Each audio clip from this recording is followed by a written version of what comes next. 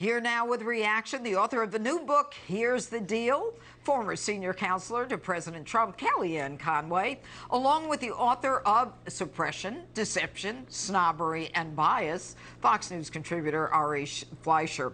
All right, I'll start with you, Kellyanne. You know, it is amazing when you look at Jeff Bezos, the millions that he gave to Joe Biden, the millions that he's made during the Biden administration, for him to take Joe Biden on in such a public way is really shocking. In fact, I think it speaks to his not just disillusionment, but total disappointment in this Joe Biden president.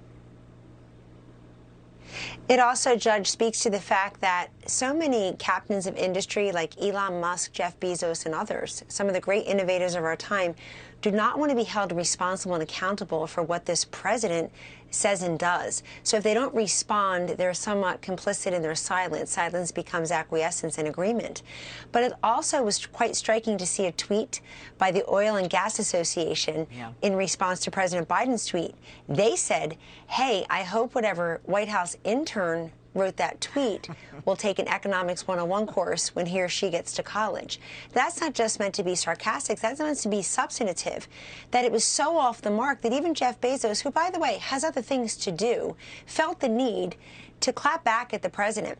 Look, I don't think it's a fair fight in anyone's eyes if Joe Biden, who has a 36% approval rating, down from 54%, down 50% to 54% from a year ago when he took office, I don't think it's a fair fight for Joe Biden to go up against an Elon Musk or a Jeff Bezos. These guys are multi-billionaires who have created so many jobs, so much wealth, and the like. And they're not going to win that debate. Look, 10% of the country said we're headed in the right direction. That's because of gas prices and inflation. All right, Ari, I'll ask you this. You know, blaming the mom and pop gas stations that have to make money by selling cigarettes and candy bars, and I haven't met anyone who's an owner of those companies, you know, who is a really wealthy guy or woman. Blaming them is really, it's so disingenuous. It's so unfair, and it just avoids the reality of what's going on in America today. Yeah, my favorite part of that tweet was at the end when he said, and just do it now. Who does he think he's talking to, and who does he think he is? This is a free economy. The economy responds to market impulses. It should never respond to a president's tweet, just do it now. But, you know, most of those gas stations, Janine, they're immigrants. A lot of them are first-generation Americans who are hustling, who are busting it, trying to make a living in the United States of America. They don't have massive profit margins. They are trying to just be entrepreneurs on the local level. God bless them. That's a part of the spirit of America. I agree with you. Joe Biden and liberals, and especially progressives, have never understood. That's that individual initiative, that individual innovator, that get up early, go to bed late, work all day, immigrant often, who makes America work. You're right about that. You know, something new that we're seeing now, Kellyanne, is homelessness as a result of inflation. People who are losing their homes or not able to make rent are now finding themselves homeless because of this consistent rise in food, gas prices, and they're just not being able to meet their bills.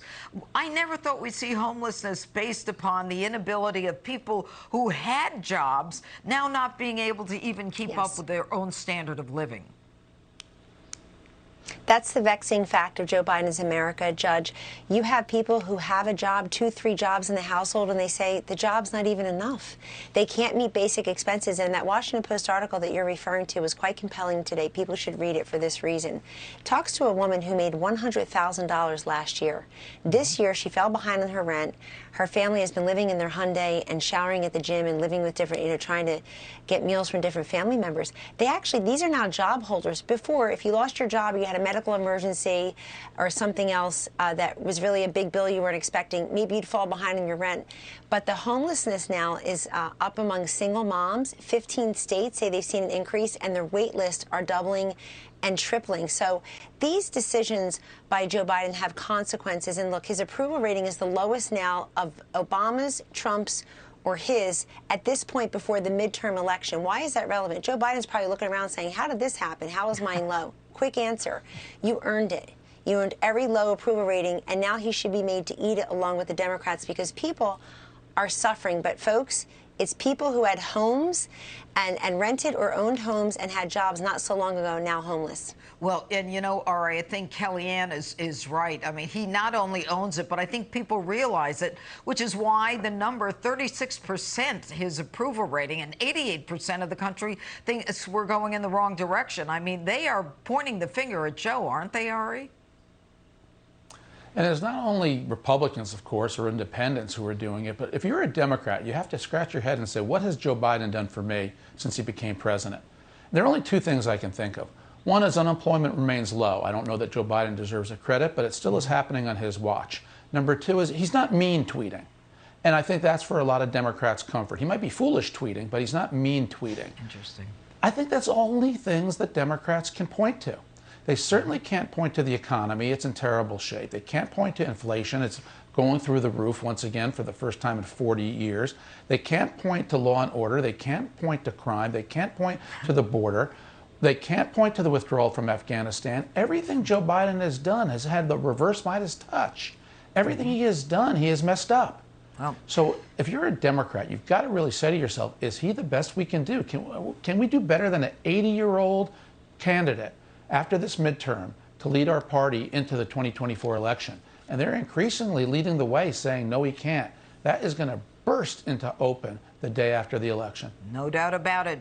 Kellyanne Conway, Ari Fleischer, thanks so much for being with us tonight. Hey, Sean Hannity here. Hey, click here to subscribe to Fox News YouTube page and catch our hottest interviews and most compelling analysis. You will not get it anywhere else.